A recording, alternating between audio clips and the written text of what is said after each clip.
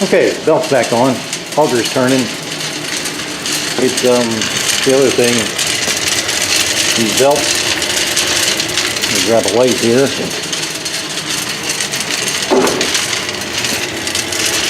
They should be very loose. That's why, it took a second for me to put the belt back on, because literally you just put it on by hand. Anyway, back to business here. Okay, so the circulator pump wired in to the Axeman now, and I have the thermostat wired into it. Thermostat's wall over there by the window, so it gets cold.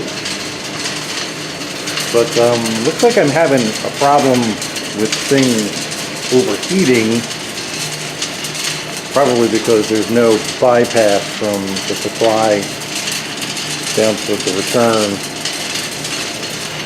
In my haste to install it, I neglected to put in a bypass, because they're kind of a pain in the butt to do. So anyway, while we were running it with just the garage zone pump running constantly, it was no problem. But as soon as we shut it off, I tacked in the thermostat this morning, and it just, it just shut off because there was no heat call really. It was 75 degrees in here, and I'm trying to keep it maybe 60. So what happened was heat built up in the boiler, because when this fire's roaring, it doesn't just shut off, it keeps going.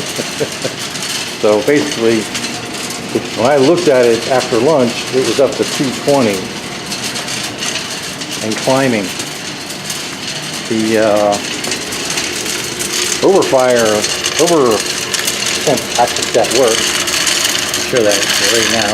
You just turn it down to where the temperature is, it should shut off.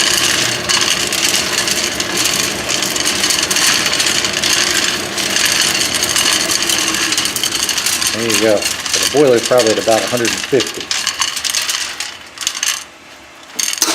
It's supposed to be set at about 220.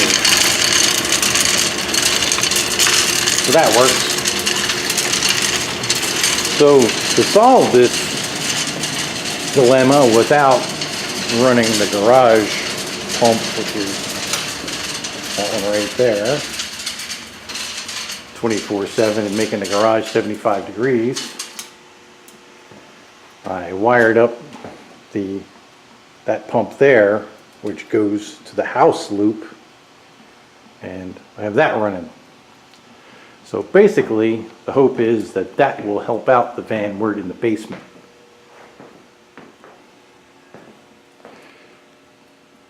I hope.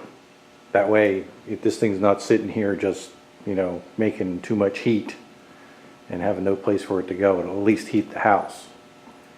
Okay, that's that.